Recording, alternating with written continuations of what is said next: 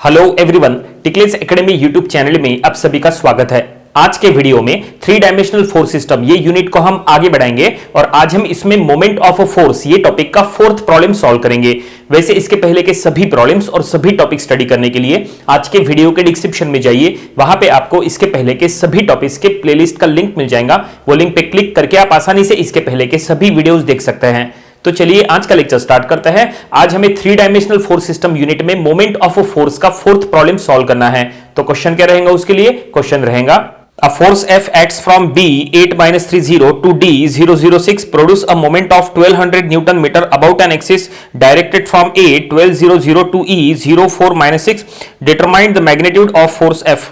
तो देखिए क्वेश्चन आपके सामने है, ये प्रॉब्लम हमें सॉल्व करना है और ये एक रिवर्स प्रॉब्लम है। रिवर्स प्रॉब्लम का क्या मतलब है? तो इसके पहले हमने जितने प्रॉब्लम सॉल्व किए थे उसमें फोर्स का मैग्नीट्यूड दिया था और फोर्स का यूज करके हमने मोमेंट का वैल्यू फाइंड आउट किए थे, लेकिन यहां पे उल्टा है। यहां पे मोमेंट का वैल्यू दिया है, मोमेंट का यूज करके फोर्स का मैग्नीट्यूड फाइंड आउट करना है, इसलिए ये एक रिवर्स प्रॉब्लम है। तो चलो हम ये प्रॉब्लम सॉल्व करना शुरू करते हैं। सबसे पहले क्वेश्चन पढ़ेंगे, क्वेश्चन में जो कुछ भी डाटा दिया है वो हम लिख लेंगे, देन इसका सॉल्यूशन बनाएंगे। क्वेश्चन हमने आज के वीडियो के डिस्क्रिप्शन में दे दिया है, वहां से भी आप देख सकते हैं। तो क्वेश्चन में जो भी डाटा दिया था वो हमने यहां थोड़ा सा लिख लिया है। क्वेश्चन में लिखा है force F acts from B to D, तो हमने यहां पे लिख लिया है F acts from B to D और B और D के कोऑर्डिनेट्स हमने यहां पे लिख के रखा है। क्वेश्चन में A और E के भी कोऑर्डिनेट्स दिए हैं तो वो भी हमने यहां लिखा है, लेकिन क्वेश्चन में सबसे इंपॉर्टेंट स्टेटमेंट क्या दिया है? देखिए क्वेश्चन में लिखा है force F having the moment of 1200 newton metre along the axis directed from A to E।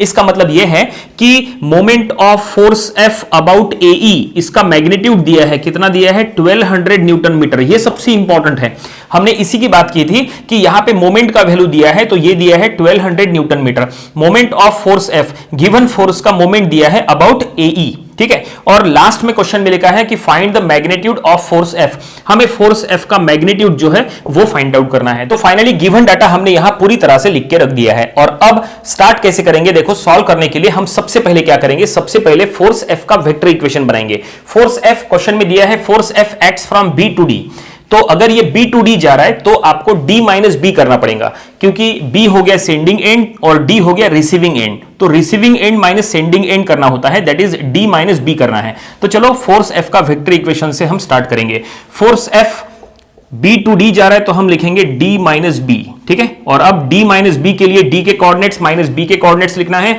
D के कोऑर्डिनेट्स है 006 माइनस B के कोऑर्डिनेट्स है 8-30, तो हम लिखेंगे 8-30, ठीक है। और अब यहां पे हम सब्सट्रैक्शन करेंगे, काफी आसान है। 0 माइनस ऑफ 8 तो ये हो गया माइनस ऑफ 8 है, 0 माइनस ऑफ -3 तो ये हो गया plus of 3j, then 6 minus of 0 तो ये हो गया प्लस 6k, ठीक है। और अब इसको फोर्स मल्टीप्लायर से मल्टीप्लाई करना है। तो फोर्स मल्टीप्लायर का वैल्यू यहां पे दिया है क्या?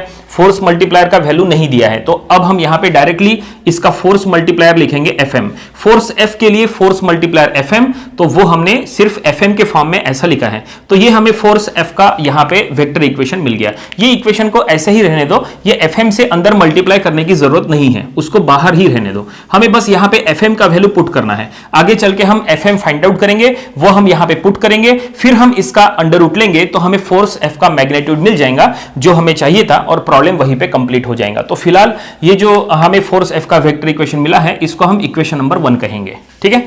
तो अब हमें यहां से आगे कंटिन्यू करना है और देखना है कि Fm कैसे निकालते हैं। Fm सबसे इंपॉर्टेंट है, अगर हमें ये Fm मिल गया, इट मींस फोर्स मल्टीप्लायर मिल गया, तो ही ये सॉल्व होगा। अब ये Fm के लिए हमें क्या करना है? मोमेंट का फार्मूला अप्लाई करना है। देखो मोमेंट जो है वो यहां पे दिया हुआ है, moment of force F about AE ये दिया है। अब यहां पे AE इट मींस 2 पॉइंट है, A और E, इट मींस यहां पे मोमेंट का डबल पॉइंट फार्मूला हमें यूज करना है। मोमेंट के 2 फार्मूले होते हैं, एक है सिंगल पॉइंट फार्मूला और दूसरा है double point formula. Single point formula आपको अप्लाई कब करना है? अगर यहां पे देखो बेस में यहां पे सिर्फ अगर एक पॉइंट है तो सिंगल पॉइंट फार्मूला अप्लाई करो, यहां पे 2 पॉइंट है तो डबल पॉइंट फार्मूला यूज करो। कितना आसान। तो ऐसे में यहां पे 2 पॉइंट है AE, तो हम यहां पे मोमेंट का डबल पॉइंट फार्मूला जरूर यूज करेंगे। तो देखो हम यहां पे लिखेंगे moment of force F about AE। देखो हमने यहां पे मोमेंट का डबल पॉइंट फार्मूला अप्लाई कर रहे हैं, यहां पे AE 2 पॉइंट है। अब डबल पॉइंट फार्मूला कैसे लगाते हैं जरा ध्यान से देखिए। नंबर ऑफ स्टूडेंट्स को डबल पॉइंट फार्मूला अप्लाई करते समय दिक्कत होती है, लेकिन वो नहीं होनी चाहिए, तो यहां पे आप इसको प्रॉपरली समझ लो। आपको क्या करना है? पहले पॉइंट का पहले मोमेंट लेना है। पहला पॉइंट क्या है? A, ठीक है, तो पहले पॉइंट का पहले मोमेंट लो, तो हम यहां लिखेंगे moment of force F about A, पहले पॉइंट का मोमेंट हमने लिख दिए। और अब इसका डॉट प्रोडक्ट करो दोनों पॉइंट के यूनिट वेक्टर के साथ। ये दोनों पॉइंट का यूनिट वेक्टर आपको यहां लिखना है, तो हम लिखेंगे यूनिट वेक्टर ऑफ AE, ठीक है, n, ये स्मॉल n है, n AE that is unit vector of AE। तो ये बन गया यहां पे डबल पॉइंट फार्मूला, ठीक है। Moment of force F about AE, दो पॉइंट है, तो क्या करना है, पहले पॉइंट का मोमेंट डॉट दोनों पॉइंट का यूनिट वेक्टर, बस आपको इतना करना है। तो फाइनली ये डबल पॉइंट फार्मूला बन गया। और अब हमें बस इसको सॉल्व करना है। इसको सॉल्व करना है तो हमें Fm मिल जाएगा, और Fm अगर यहां से मिल गया तो फिर वो हम यहां पुट करके मैग्नीट्यूड लेंगे तो हमें F मिल जाएगा, प्रॉब्लम कंप्लीट हो जाएगा। अब इसको सॉल्व कैसे करेंगे, तो फिलहाल हम ये जो इक्वेशन मिला है इसको इक्वेशन नंबर 2 दे देंगे।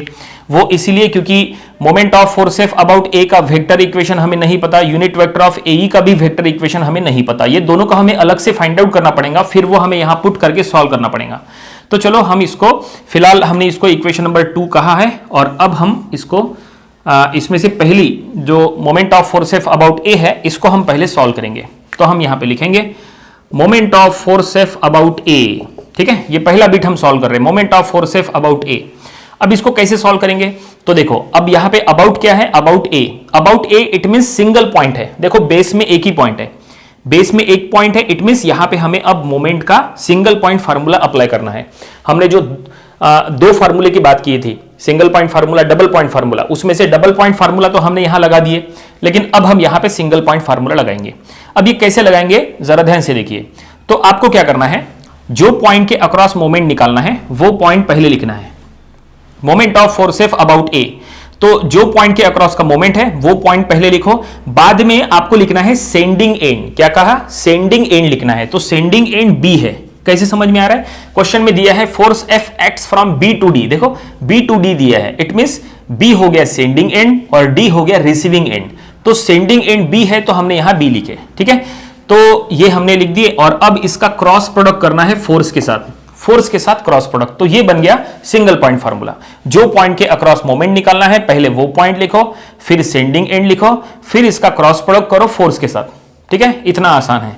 तो फाइनली अब हम इसको सॉल्व करेंगे। कैसे सॉल्व करेंगे, तो हमें इसको डिटरमिनेंट में सॉल्व करना है, क्योंकि क्रॉस प्रोडक्ट है तो डिटरमिनेंट में सॉल्व करना ही पड़ेगा। तो यहां पे फर्स्ट रो में हम लिखेंगे IJ, सेकंड रो में क्या लिखना है, सेकंड रो में आपको AB के कोऑर्डिनेट्स लिखना है, क्योंकि AB क्रॉस F है तो AB के कोऑर्डिनेट सेकंड रो में लिखो। AB मतलब क्या होगा, AB मतलब B माइनस A, तो B और A के कोऑर्डिनेट्स हमें यहाँ पे, ये देखो ये B के कोऑर्डिनेट्स, ये A के कोऑर्डिनेट्स हमें पता है, तो चलो B माइनस A करते हैं।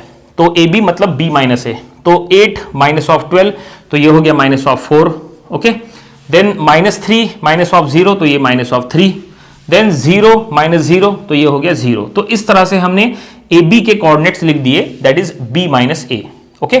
और अब फोर्स F के कोऑर्डिनेट्स हमें थर्ड रो में लिखना है। फोर्स F का वेक्टर इक्वेशन ये है, इसके कोऑर्डिनेट्स क्या है, -8 3 और 6, तो हम लिखेंगे -8 3 और 6, और जो इसमें Fm बाहर है वो यहां पे बाहर रहने दो, ठीक है।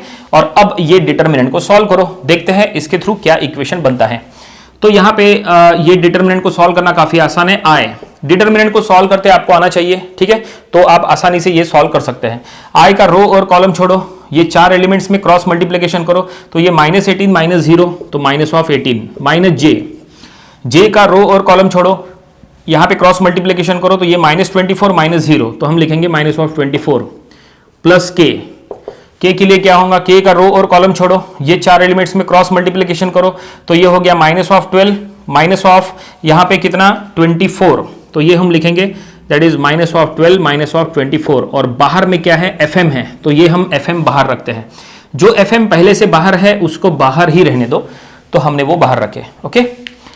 और अब हम यहाँ पे फाइनल इक्वेशन बनाएंगे, तो ये क्या होगा, माइनस ऑफ 18 है और ये होगा प्लस ऑफ 24J, और ये दोनों को ऐड करो तो ये हो जाएगा 36, माइनस है, तो ये हम यहाँ पे फाइनल लिखेंगे, that is moment of force F about point A का वेक्टर इक्वेशन हमें मिल जाएगा। क्या कहा, minus of 18I, then minus, ये minus minus plus of 24J, और ये माइनस ऑफ 36K, और बाहर में है Fm। तो फाइनली ये हमने moment of force F about point A का वेक्टर इक्वेशन निकाल लिए, ठीक है। और यहां पे माइनस माइनस प्लस ले लिए और ये माइनस, सब ओके है। तो फाइनली ये जो हमें मिला है इसका यूज हम कहां पे करने वाले हैं, इसका यूज हम इक्वेशन नंबर 2 में करने वाले हैं, क्योंकि इक्वेशन नंबर 2 में हमें यहां पे पुट करना है moment of force F about A, तो ये हमें मिल गया, हमें ये यहां पे पुट करना है। लेकिन यहां पे एक और चीज है, क्या है, यूनिट वेक्टर ऑफ ए, तो हमें इसको भी सॉल्व करना पड़ेगा। तो चलो अब हम इसको अलग से सॉल्व कर लेंगे। यूनिट वेक्टर ऑफ ए, तो यूनिट वेक्टर ऑफ ए तो ये कैसे निकालेंगे, काफी आसान है। जिसका यूनिट वेक्टर निकालना है पहले वो लिखो और उसको डिवाइड करो उसके डिटर्मिनेंट से, इट मींस उसके मॉड से, तो मॉड ऑफ ए, ठीक है। तो ये हमने यहां पे लिखे, क्या लिखे, ए बाय मॉड ऑफ ए, ठीक है। न्यूमरेटर में ए का वेक्टर इक्वेशन लिखना है, डिनोमिनेटर में उसका मॉड करना है। तो ए माने ई माइनस ए, तो हम लिखेंगे E minus A divided by mod of A, ठीक है। तो बस ई माइनस ए करो, देखते हैं न्यूमरेटर में ई माइनस ए करने से क्या होता है। ई और ए के कोऑर्डिनेट्स हमें पता है, तो चलो यहां पे फाइनली ई माइनस ए करेंगे। ये देखो ई के कोऑर्डिनेट्स और ये देखो ए के कोऑर्डिनेट्स। तो ई माइनस ए करना है, 0 minus of 12, it means minus of 12i, तो ये हम लिखेंगे यहां पे minus of 12i। Then 4 minus of 0, it means plus 4j minus of 6k। तो न्यूमरेटर में वेक्टर इक्वेशन बन गया, डिनोमिनेटर में सिर्फ उसका अंडर रूट लेना है, तो हम लिखेंगे 12 square plus 4 square plus 6 square, ठीक है। तो फाइनली ये देखिए 0 minus of 12, 4 minus of 0, minus 6 minus 0, minus 6 है, तो वो भी हमने यहां ले लिए, ओके। तो ये ऐसा, अब बस डिनोमिनेटर को सॉल्व करना है। तो न्यूमरेटर में minus of 12i plus of 4j minus of 6k, इसको एज इट इज रहने दो। डिनोमिनेटर को बस डिनोमिनेटर का अंडर रूट लो, तो देखते हैं डिनोमिनेटर का अंडर रूट क्या होता है। तो 12 square plus 4 square plus 6 square, तो ये आ चुका है 14। डिनोमिनेटर का आंसर 14 आ गया है, हम यहां लिखेंगे। तो फाइनली हमें क्या मिल गया, यूनिट वेक्टर ऑफ ए, ये हमें मिल गया। तो दो चीजें हमें सॉल्व करना था इक्वेशन नंबर 2 को सॉल्व करने के लिए, तो ये दोनों चीजें हमने फाइंड आउट कर लिए। ये हमने पहले मोमेंट निकाले और हमने यूनिट वेक्टर भी निकाले, और अब ये दोनों चीजें इक्वेशन नंबर 2 में पुट करो। ये इक्वेशन नंबर 2 अब हम आसानी से सॉल्व कर सकते हैं। हमें बस ये दोनों उठा के यहां पुट करना है और उनका डॉट प्रोडक्ट करना है, तो हमें यहां से fm मिल जाएगा। फिर वो fm हमें यहां पुट करना है इक्वेशन नंबर 1 में, तो हमें f का वेक्टर इक्वेशन मिलेगा। फिर वो वेक्टर इक्वेशन का मॉड लेंगे तो f मिलेगा, और एक बार f मिला तो जो हमें फाइंड आउट करना था वो मिल जाएगा, प्रॉब्लम समाप्त हो जाएगा, ठीक है। तो चलो अब इक्वेशन नंबर 2 में जैसा हमने कहा ये दोनों को पुट करना है, तो हम लिखेंगे इक्वेशन नंबर 2 एम्प्लॉइज। तो इक्वेशन नंबर 2 के लेफ्ट साइड में क्या है, moment of force F about A, तो हम यहां लिखेंगे moment of force F about A, और राइट साइड में हमें ये दोनों वेक्टर इक्वेशन लिखना है, ये और ये, तो हम यहां पे लिखेंगे fm इसमें बाहर है, तो हम यहां fm बाहर रखते हैं, और इसका वेक्टर इक्वेशन में minus of 18i, then plus of 24j minus of 36k। तो ये हमने जो moment of force F about A का वेक्टर इक्वेशन लिखे, और अब इसका डॉट करना है, हम नीचे लिख लेते हैं क्योंकि उधर जगह तो है नहीं, नीचे लिखेंगे। और ये यूनिट वेक्टर का हमें यहां पे लिखना है equation minus of 12i plus of 4j minus of 6k, और डिनोमिनेटर में है इसके 14, ठीक है। बस देखते हैं इसको कैसे सॉल्व होता है ये।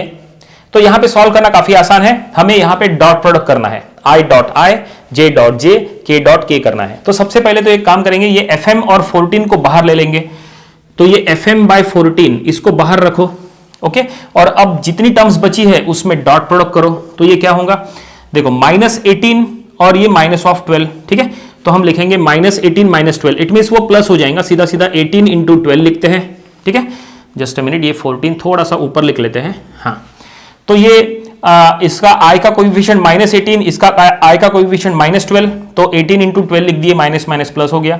देन ये j का कोएफिशिएंट 24, यहां j का कोएफिशिएंट 4, तो हम लिखेंगे 24 इंटू 4, ठीक है। यहां पे k का कोएफिशिएंट माइनस 36, यहां माइनस 6, तो minus 36 into minus 6, that is ये हम लिखेंगे प्लस 36 इंटू 6, ऐसा। तो इसको कैलकुलेटर में सॉल्व करने के बाद हम यहां पे लिख लेंगे, that is moment of force F about A, ये हम सॉल्व कर रहे हैं। तो न्यूमरेटर में है fm और डिनोमिनेटर में है 14, और ये ब्रैकेट को हमने अगर सॉल्व किए तो इसका आंसर आ रहा है 528। लेकिन आपके मन में आएगा कि ये सॉल्व नहीं हो रहा है क्योंकि यहाँ पे एफ एम अननोन है, लेकिन नहीं, ये बिल्कुल सॉल्व होगा। वो इसलिए क्योंकि हमें moment of force F about A का वैल्यू पता है कितना, 1200 हम यहाँ पे सीधा सीधा लिख देंगे, और ये एफ एम बाय 14 इंटू 528, और यहां पे अगर हमें एफएम फाइंड आउट करना है तो हमें क्या करना है, 1200 इंटू 14 करना है, तो हम लिखेंगे 1200 इंटू 14 और 528 से डिवाइड करो तो डिवाइड बाय 528, तो फाइनली हमें एफएम यहां पे मिल जाएगा। तो ये हमने कैलकुलेटर में सॉल्व कर लिया है।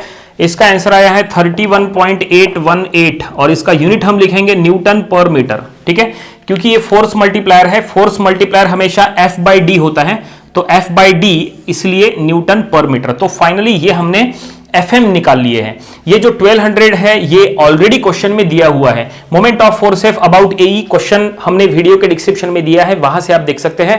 क्वेश्चन में क्लियर कट लिखा है moment of force about AE is 1200 newton metre, तो वही हमने यहां पे लिखा है। ठीक है, और इसका यूज करके हमें सॉल्व किए, एफएम मिल गया। लेकिन प्रॉब्लम कंप्लीट नहीं हुआ है, ये हमें सिर्फ एफएम मिला है, इट मींस हमें फोर्स मल्टीप्लायर मिला है, जबकि क्वेश्चन में फोर्स एफ का मैग्नीट्यूड फाइंड आउट करने के लिए कहा है। तो हमने जैसा स्टार्टिंग में कहा था कि अब हमें ये एफएम का वैल्यू इक्वेशन नंबर 1 में पुट करना है, तो चलो पुट करते हैं यहां पे, और फिर हमें फोर्स एफ का वेक्टर इक्वेशन मिलेगा, फिर उसका मैग्नीट्यूड लेंगे तो हमें फोर्स एफ मिलेगा।